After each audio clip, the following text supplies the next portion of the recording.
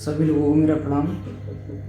आज का विषय है कौन सी ज़मीन हमको खरीदनी चाहिए और कौन से फ्लैट्स हमको खरीदने चाहिए।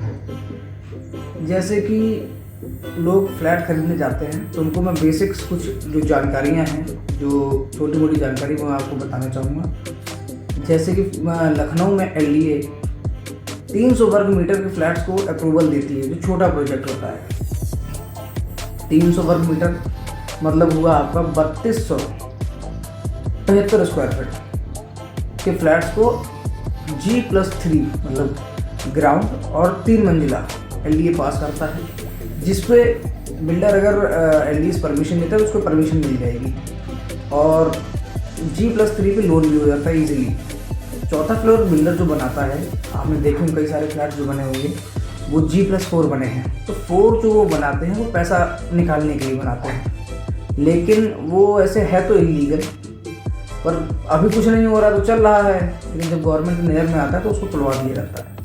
तो कोशिश करिए कि आप G+3 में ही फ्लैट खरीदें, क्योंकि उस पर आपको लोन मिल जाएगा। अगर नॉर्म्स उनके अच्छे हैं, गवर्नमेंट बैंक आपको लोन दे देगी। अन्यथा G+3 में प्राइवेट सेक्टर की बैंक से ही लोन देते हैं।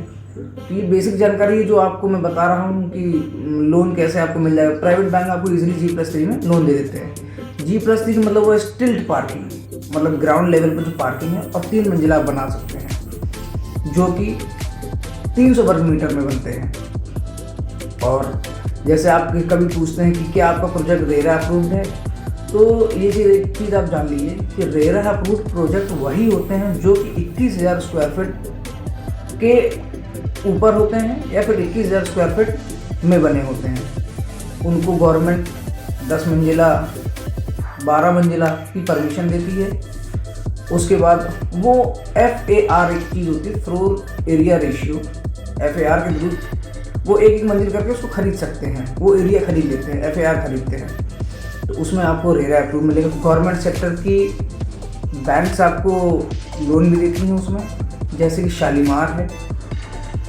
बड़े बड़े प्रोजेक्ट्स जो होते हैं 21,000 स्क्वायर फीट के, उसको आप मल्टीप्लेक्स कह सकते हैं, मल्टी अपार्टमेंट्स कह सकते हैं, ग्रुप हाउसिंग कह सकते हैं बेसिकली आप उसको। तो सिंगल हाउसिंग तो यही होते हैं, छोटे मोटे फ्लैट्स जो बने रहते हैं हमारे छोटे छोटे एरियाज में, जैसे 3200 स्क्वायर फीट 4,000 स्क्वायर फीट में जो बना लेते हैं बिल्डर्स वो। लेकिन कोशिश करिए छोटे प्रोजेक्ट्स में आप 3 मंजिल तक ही खरीदें।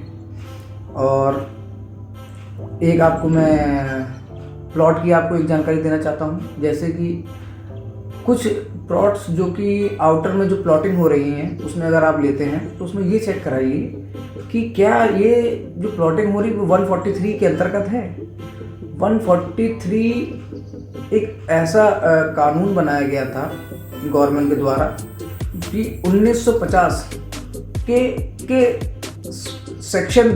सेक्शन में ये पास किया गया था कि जो कृषि ज़मीन है उसको, एग्रीकल्चर ज़मीन जो है उसको रेजिडेंशियल में कन्वर्ट करने के लिए 143 प्रावधान लागू किया गया था। उसमें ये होता है कि जैसे जो बिल्डर हुआ करते थे वो दरा धमका के लोगों को बेच लेते थे, बेचा किया करते थे ज़मीन बिना कन्वर्जन के, 143 किराए बेच देते थे। तो उससे ये होता है कि वो रहायशी नहीं होगी, आपके रहने के योग्य नहीं है।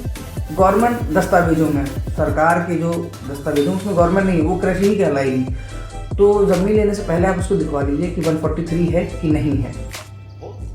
दूसरी चीज़, लोगों में एक प्रश्न ये रहता है कि क्या SC की ज़मीन खरीदी जा सकती है। तो SC की ज़मीन जो है वो खरीदी तो जा सकती है, लेकिन उसके लिए भी कुछ शर्तें हैं। शर्तें ये हैं कि SC की ज़मीन सेक्शन 42 के अंतर्गत, कॉन्स्टिट्यूशन के सेक्शन 42 के अंतर्गत ये है कि SC समुदाय की ज़मीन खरीदने के लिए आपको DM की परमिशन लेनी पड़ेगी। लिखित में किसान आपको DM की परमिशन ला के देगा। अगर उसमें इमरजेंसी है, कुछ इस तरीके की वो दिखाता है कि हमको पैसे की ज़रूरत है, तो आपको बेच सकता है, लेकिन DM की परमिशन के को दिला के ही आपको बेच सकता है वो, बिना उसके आप मत लीजिए।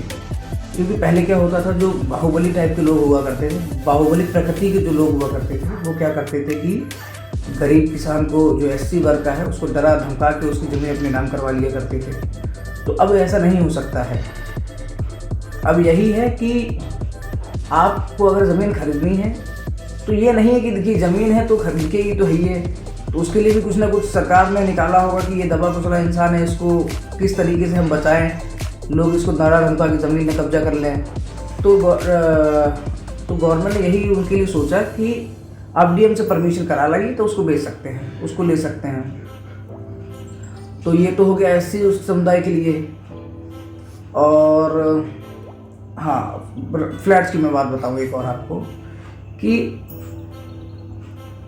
लोग क्या करते हैं कि गली कूचे में फ्लैट्स तो बना दिए उन्होंने, पार्किंग नहीं दे रहे हैं। तो आप देखिए उसमें कि पार्किंग आपको इंक्लूडेड मिल रही है कि अलग से दे रहे हैं। बिल्डर क्या करते हैं, आपको सारी चीज़ें उन्होंने बता दी कि आपको हम इतने स्क्वायर फीट का प्लॉट दे रहे हैं, लेकिन उसमें ये नहीं बता रहे पार्किंग है कि नहीं है। जब आप रजिस्ट्री कराने जा रहे हैं तो उसका चार्ज आपसे अलग ले रहे हैं कि पार्किंग एक्सक्लूडेड है, मतलब उसमें इंक्लूड नहीं है। पार्किंग आपको अलग से खरीदनी पड़ेगी, 2-2.5 लाख जो भी आपसे पेपर। तो उनसे इस चीज़ का पहले क्लियर कर लीजिए कि आप हमको पार्किंग देंगे कि नहीं देंगे, इस चीज़ को भी आपको पहले से पता रहना चाहिए। तो ज़मीन लेने से पहले उसकी जांच पड़ताल कर लीजिए आप। मैं बार बार कहता हूँ किसी का विश्वास मत करिए, पैसा आपका है, आपको लगाना है तो पूरी संतुष्टि कर लीजिए। बाद में कल को रोना हो कि हमने गलत चीज़ ले ली, गलत जगह ले ली, तो इस तरीके का कृत्य ना हो, तो उसके लिए आप जांच पड़ताल कर लीजिए। हाँ, मैं ये नहीं कह रहा हूँ कि आप ज़मीन 4 मंजिल के ऊपर नहीं ले सकते हैं, आप ले सकते हैं, लेकिन गुरु हाउसिंग में ले सकते हैं आप। तो ये चीज़ देखिए और समझिए और अपना एडवाइज़र खुद बनिए। आप किसी एडवाइज़र मत लीजिए, आप अपने आप चेक कराइए दस्तावेज सारे उसके कैसे हैं कैसे नहीं है। आज का मेरा यही विषय था। जय हिंद, जय भारत।